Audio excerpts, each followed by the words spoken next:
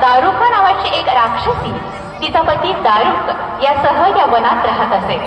तिने देवी पार्वतीला तपश्चर्या करून प्रसन्न करून घेतले होते आणि देवीच्या वरमुळे बलिदान झालेल्या दारुका राक्षसीने ऋषमुनींना त्रास द्यायला सुरुवात केली होती. हे प्रतीक आहे राक्षसाचा आयुध आणि भगवान शंकराचा त्रिशूळ.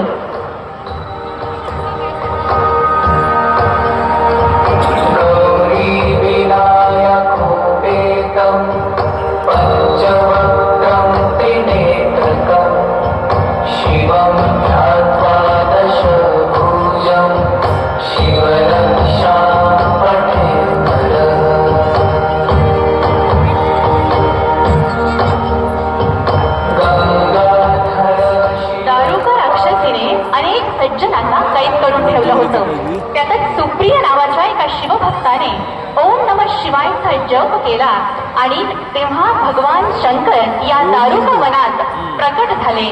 त्यांनी सर्व उन्मत्त राक्षसांचा वध केला. शंकराच्या ज्योतिर्मय मूर्तीभोवती पाताळातील नागांनी संरक्षक कवच निर्माण केले आणि म्हणून आपला आहे औंढा नागनाथ नागेश्वर. हे त्रिशूळ आहे आपल्या नागेश्वराचं प्रतीक.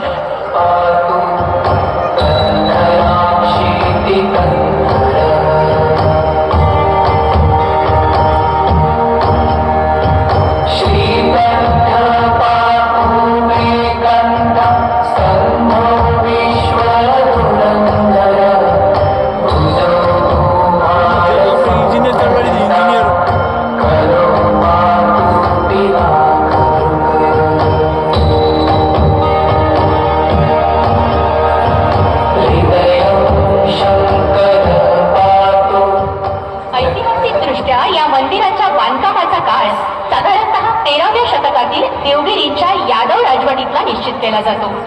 यादव राजे विशेषतः सिंघन राजा महादेव आणि राजा रामचंद्र यांच्या काळात हेमाडपंथी मंदिरांचा खूप विकास झाला. दगडावर विविध शिल्पकला कोरण्याचं हे सुद्धा अनेक सुंदर मूर्ती पाहायला मिळतात.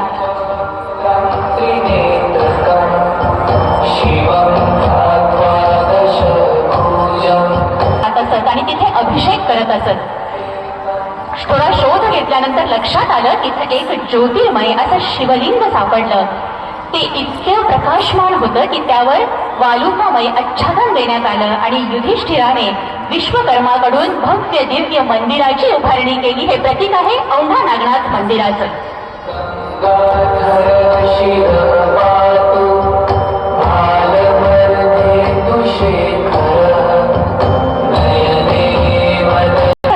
मंदिरांचाही उल्लेख आहे.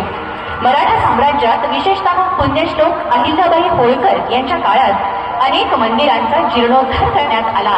त्यातच औंढ्याच्या मंदिराचा सुद्धा जीर्णोद्धार करण्यात आला. प्रामुख्याने मूळ मूर्तीचे संरक्षण व्हावे म्हणून मूळ मूर्ती गर्भगृहात सुरक्षित ठेवण्यात आली. अहिल्याबाई होळकर यांच्या कार्याला सलाम.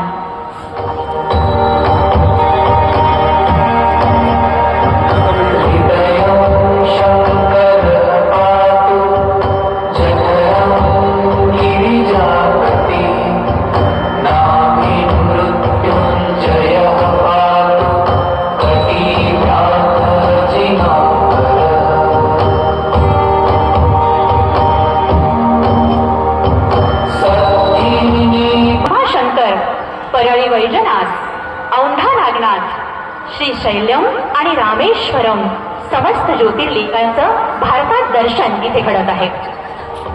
मध्ये नागेश्वर दारुकावने म्हणजेच दारुकावनात स्थित असलेले आपले औंढा नागनाथ.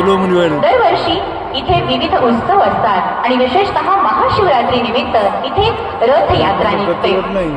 शिवशंकराची मूर्ती सजवलेल्या रथात विराजमान होऊन नगराची परिक्रमा करते. जणू काही ईश्वरच मंदिराच्या बाहेर येतो आणि भक्तांची गाऱ्हाणे ऐकतो. रथोत्सवाचं हे प्रतीक.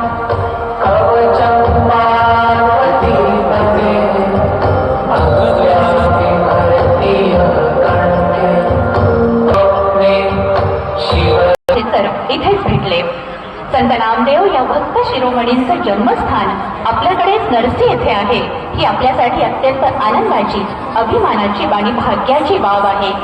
पुढचं प्रतीक आहे संत नामदेवांचं रूप दाखवणारी आदर्श वीणा.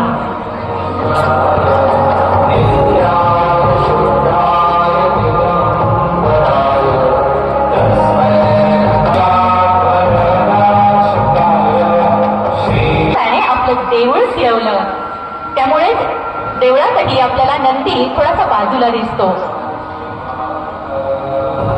नामदेवांसाठी फिरलेलं हे मंदिर.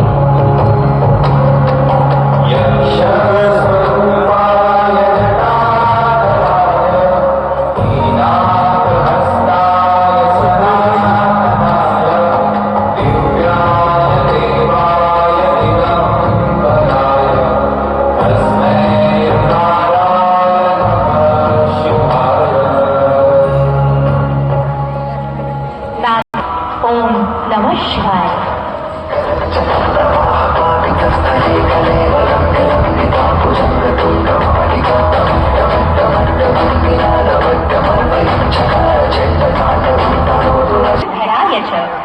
भगवान शिव यांच्या हातातील डमरू हे सृष्टीच्या नादाचे प्रतीक मानले जाते.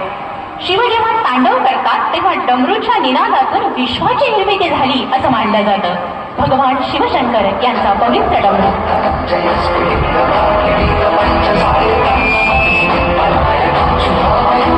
नाद आणि अंगावरचे भस्म हे सर्व जीवनातील साधेपणा, संयम आणि समत्व यांचं प्रतीक आहे. करचरण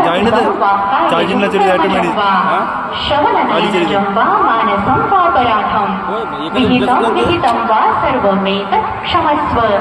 जय जय करुणाब्धे श्री महादेव शंभो. आज या लेझर शोच्या माध्यमातून आपण महाशिवरात्रीच्या दिवशी एक अविस्मरणीय अशी शिवगाथा इथे रंगवली. यासाठी प्रयत्न